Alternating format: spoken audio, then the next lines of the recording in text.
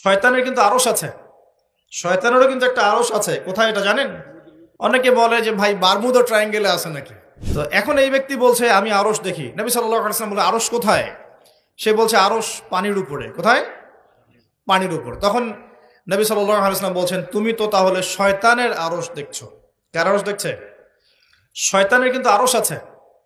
শয়তানেরও কিন্তু একটা আরশ আছে। কোথায় এটা জানেন? সমুদ্রের উপরে। অনেকে বলে যে ভাই বারমুদা ট্রায়াঙ্গেলে আছে নাকি। তো এটা আমরা জানি না, এভাবে বলা যাবে না, এটা আমরা ব্যাখ্যা করতে পারবো না, আল্লাহ ভালো জানেন। তো এখন শয়তানও কিন্তু সিংহাসনে বসে, দিন শেষে বসে ওর যে চেলা চামুন্ডা যারা আছে ওদেরকে ডাকে, ডেকে বলে আজকে কি করাইছো তোমরা। একজন বলে যে আমি তো জেনা করাই দিছি দুজনের মধ্যে, আমি মদ খাইয়েছি মানুষকে, আমি মানুষকে পরকীয়ায় লিপ্ত করেছি, আমি একজনকে একজনের বিরুদ্ধে উস্কে দিয়ে হত্যা করিয়ে দিয়েছি। এরকম করে শয়তানরা বলতে থাকে। তো ইবলিস বলে না, তোমরা তেমন কোনো কাজ করতে পারো নাই। ইতিমধ্যে একজন শয়তান এসে বলে যে আমি একটা কাজ করেছি। কি কাজ করেছো? যে আমি একটা পরিবারের স্বামী স্ত্রীর মধ্যে বিচ্ছেদ ঘটিয়ে দিয়েছি। কি করেছে? এটা এখন বেশি হচ্ছে না? বেশি হচ্ছে না? আপনারা খবর রাখেন না মনে হয়, পড়াশোনা করে দেখেন, প্রতি ৩-৪ মিনিট একটা ডিভোর্সের ঘটনা ঘটে, প্রতি ৩-৪ মিনিটের মধ্যে।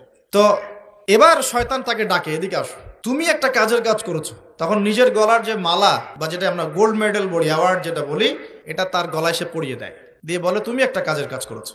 তার মানে আমরা বুঝতে পারলাম শয়তানের কাছে সবচেয়ে বড় একটা মিশন কি? পরিবারগুলোকে ধ্বংস করে দেয়। খুব সতর্ক থাকতে হবে আমাদের সবাইকে।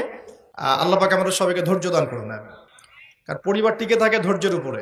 এই যে ইব্রাহিম আলাইহিস সালামের ছেলেকে জবাই করতে বলেছিলেন আল্লাহ পাক, বলেছিলেন, যার ফলশ্রুতিতে আমরা ঈদুল আজহা পালন করি না।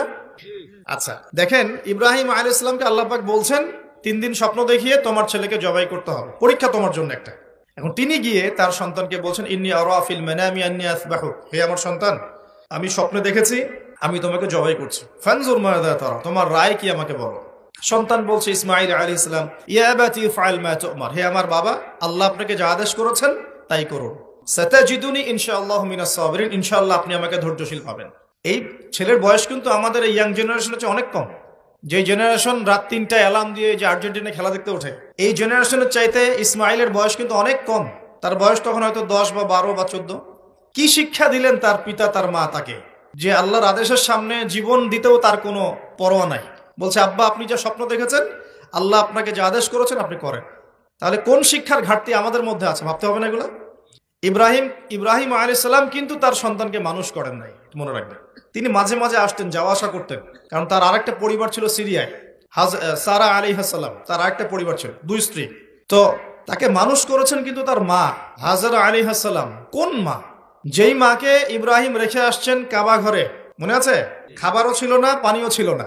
তিনি বলছেন আপনি কেন রেখে যাচ্ছেন ইব্রাহিম আলাইহিস সালাম বলেন আল্লাহর হুকুমে।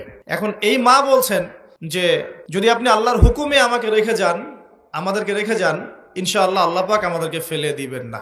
তো এই মায়ের গর্ভ থেকে ইসমাইল হবে না তো কি আমাদের মা বোনদের গর্ভ থেকে ইসমাইল হবে? আমাদের মা বোনরা এখন কি করে? সারাদিন যে মুভিজ, এই যে সিরিয়ালস, স্বামীকে সম্পত্তির জন্য প্যারা দিতে দিতে স্বামীর হার্ট স্ট্রোক করে ফেলে। বহু স্বামী আছে হারাম খাইতে চায় না, স্ত্রীর পাল্লায় পরে হারাম খায়। হ্যাঁ, আমি কিছু প্র্যাকটিক্যাল কথা বলছি। বহু স্বামী আছে হারাম খেতে চায় না, সন্তান সন্ততির স্ত্রীদের চাপে পড়ে তাকে 2 নাম্বারই করতে সে বাধ্য হয়। কেন করে? পরিবারের জন্য করে।